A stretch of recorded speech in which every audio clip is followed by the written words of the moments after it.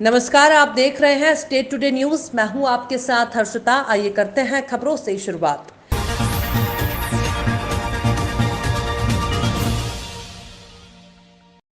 खबर यूपी के बलिया जनपद के पूर्व विधायक राम इकबाल सिंह का बड़ा बयान। योगी सरकार पर लगाए गंभीर आरोप। कहा, बीजेपी सरकार की विफलता के चलते मैंने बीजेपी छोड़ी। राम इकबाल। सीएम योगी ने पहले बीएसपी विधायक उमाशंकर की फर्म को ब्लैकलिस्ट किया। मामला मैनेज होने के बाद उमाशंकर सिंह की फर्म को 3,000 करोड़ का ठेका दे दिया। सपा मुझे टिकट न भी दे तो मैंने सपा के लिए अपनी जान देने को तैयार हूँ। फ्री राशन आदि बांटकर बीजेपी सरकार चुनाव जीतना चाहती है। फ्री राशन बांटकर लोगों को बेरोजगार अकर्मण्य बनाया जा रहा है। सीएम योगी ने कोविड दौर में मंदिर बंद कर लोगों को शराब पिलाई। सरकार राशन कार्ड पर लोगों को फ्री शराब भी दे देनी चाहिए। विधायक जी, आप भाजपा छोड़कर अभी समाजवादी पार्टी को ज्वाइन किए हैं। क्या वजह रही कि आज समाजवादी पार्टी ज्वाइन करना पड़ा आपको? कई वजह थी। समाजवादी पार्टी ज्वाइन करने का मेरा उद्देश्य राज्य सरकार के फेलोरनेस भी है, किसान और बेरोजगारों से किए हुए वादे से मुकरना भी है, झूठी मार्केटिंग करना और कुछ हमारे कार्यकर्ताओं और हमारे क्षेत्रीय समस्याएं भी हैं कि बहुजन समाज पार्टी के विधायक रसना से जो हैं उनको योगी आदित्यनाथ जी ने ब्लैक लिस्टेड किया, उनकी फर्म को, और ब्लैक लिस्टेड करने के उपरांत साल भर में ही ग्रीन लिस्टेड किया और फैजाबाद बाईपास से लेकर गोरखपुर और महाराजगंज तक 3,000 करोड़ का काम दिया उन्होंने। तो जो काम दिया इससे पहले तो उनसे बड़ा खटपट रहती थी, लेकिन क्या वजह रही कि सांसद थे उस समय रसना में आए थे नाथ बाबा के मंदिर नाथ बाबा के मंदिर पर योगी जी का कार्यक्रम था तो उनका मंच उखड़वा कर उन्होंने फेंकवा दिया था। ऐसा मैं सुना था, मैं गया नहीं था। मुझे लगता है कि इन्हीं कारणों से योगी जी ने इनके फर्म को काली सूची में डाली और इन्होंने फिर योगी जी को मैनेज किया। यह यक्ष प्रश्न बना हुआ कि आखिर योगी जी को कैसे मैनेज किए, और योगी जी इतना खुश हो गए कि 3,000 करोड़ का काम दे दिए। योगी जी ने इतना ही नहीं किया, हम कार्यकर्ता के लिए 302 में ट्रायल पर हैं हम लोग। जिला मंत्री भाजपा का मारा गया था, ओबीसी का, उसके मुकदमे को बदल दिया पुलिस ने, तो हमने प्रदर्शन कराया नगरा थाने पर। उसमें पुलिस ने फायरिंग कर दी, 2 कार्यकर्ता मेरे मरे, 24 लोगों को गोली लगी, कई 100 लोगों को लाठी डंडे लगे, और हम ही लोगों को 302 का मुलजिम बनाकर 22 लोगों को जेल में डाल दिया गया। आजमगढ़ में हम लोग लगभग 3 महीना जेल में रहे। आज भी हम लोग एमएलए एमपी कोर्ट में उस मुकदमे में ट्रायल में है। 2004 से लेकर 18 मार्च की। उज्जैन विक्रम विश्वविद्यालय का 25वां दीक्षांत समारोह का आयोजन हुआ। विक्रम विश्वविद्यालय का 25वां दीक्षांत समारोह बुधवार को वीवी के स्वर्ण जयंती सभागार में आयोजित किया गया। दीक्षांत समारोह में वर्ष 2020 के पीएचडी उपाधि धारकों को डिग्री और 2020 की स्नातक परीक्षाओं की प्रावीण्य सूची में प्रथम स्थान प्राप्त छात्राओं को उपाधियां और स्वर्ण पदक प्रदान किए गए। विश्वविद्यालय के स्वर्ण जयंती सभागार में आयोजित कार्यक्रम की अध्यक्षता राज्यपाल मंगूभाई पटेल ने की। दीक्षांत समारोह के लिए 197 विद्यार्थियों में से 131 ने पंजीयन कराया था। उज्जैन विक्रम विश्वविद्यालय का 25वां दीक्षांत समारोह सुबह 11 बजे स्वर्ण जयंती सभागार में शुरू हुआ। राज्यपाल मंगूभाई पटेल ने 131 छात्रों को मानद उपाधि प्रदान कर शुभकामनाएं दी। विक्रम विश्वविद्यालय में आज माननीय महामहिम राज्यपाल माननीय मंगूभाई पटेल आए हैं और 25वां दीक्षांत समारोह हमारा विभिन्न संकायों का संपन्न हुआ है। एक खास बात है कि लगातार ये हमने 5 साल से हर वर्ष दीक्षांत समारोह होना ही चाहिए, इसका आग्रह भी किया क्योंकि बाबा महाकाल की नगरी भगवान कृष्ण की शिक्षा स्थली, ऐसे में दीक्षांत की हमारी परंपरा गौरवशाली है।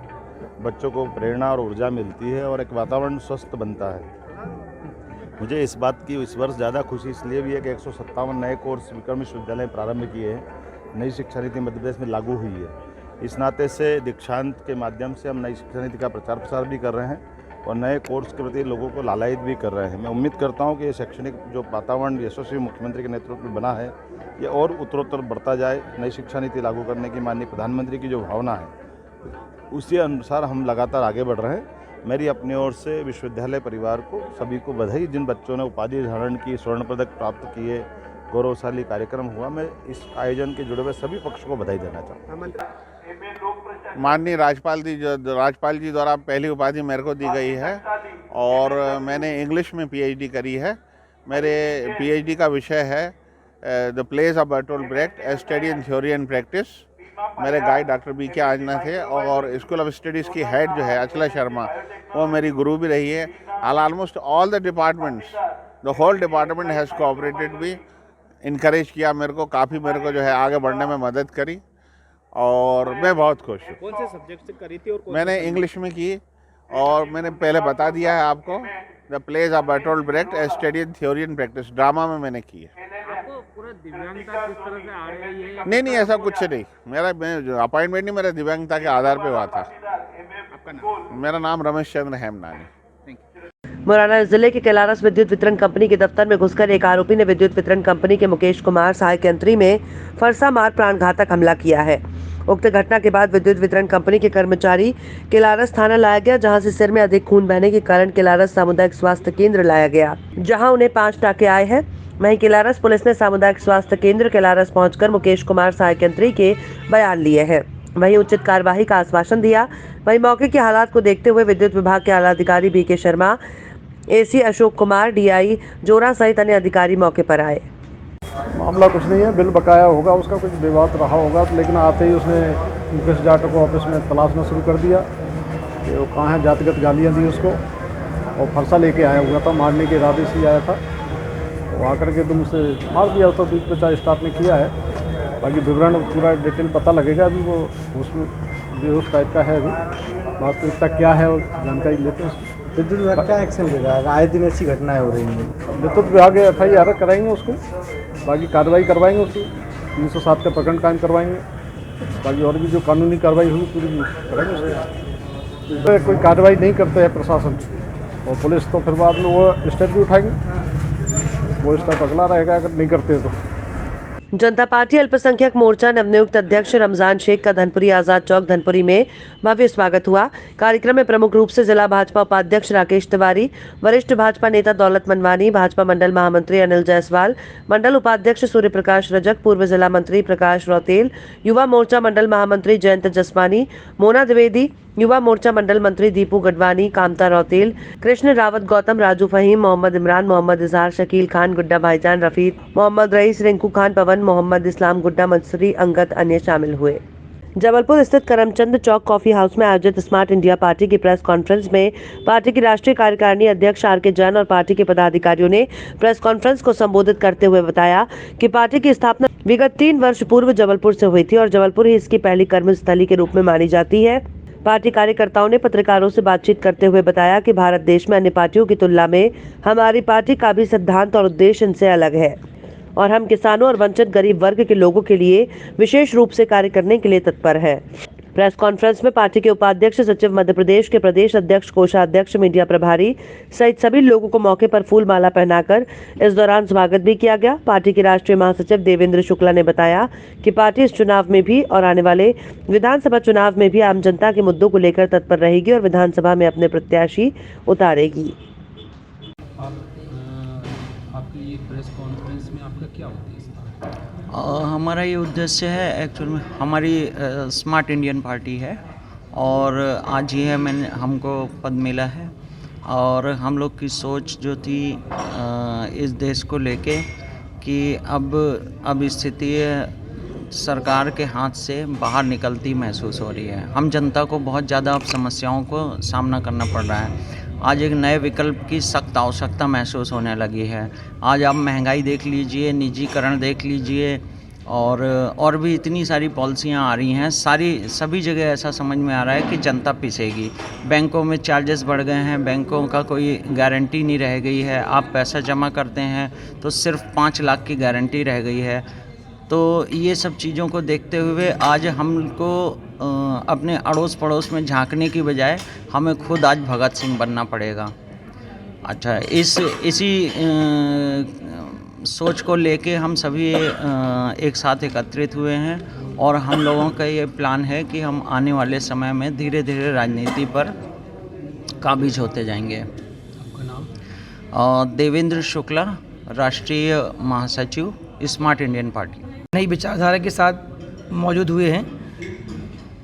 विगत वर्षों से देखा जा रहा है कि विकास के नाम पे जो भी कार्य अन्य पार्टियां कर रही हैं, हम किसी की बुराई करना नहीं चाहते हैं, पर ठीक है, कांग्रेस ने अपना काम किया, भाजपा ने अपना काम किया, पर जनता को ये समझ में आ रहा है कि शायद अब ये दोनों पार्टियां हैं या और भी अन्य पार्टियां ये थक चुकी हैं और इन्हें विराम देना चाहिए।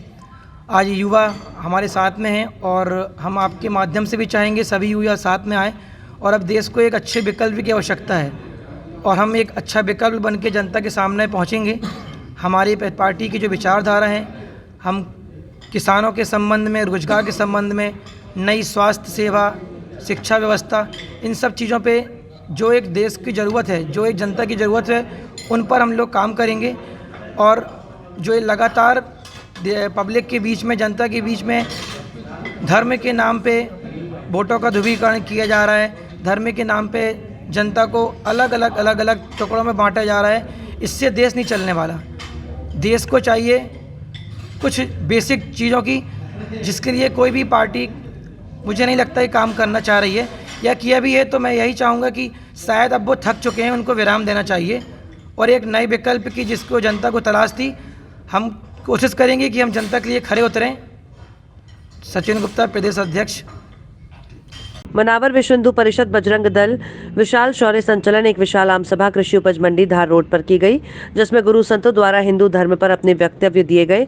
उसके बाद कृषि उपज मंडी से एक विशाल शौर्य संचलन निकाला गया, जिसमें मनावर की गई माताएं और बहनें और दुर्गा वाहिनी के सदस्य ऋतु शर्मा और माला पांडे, दीपिका सोनी, ज्योति सोनी, अर्चना सोनी, पिंकी मोबेल, जया सोलंकी, प्रीति सोलंकी, संगीता सोलंकी और अनेक माताएं बहनें इस संचलन का हिस्सा बनी। इस संचलन का जगह जगह पुष्प वर्षा से स्वागत किया गया।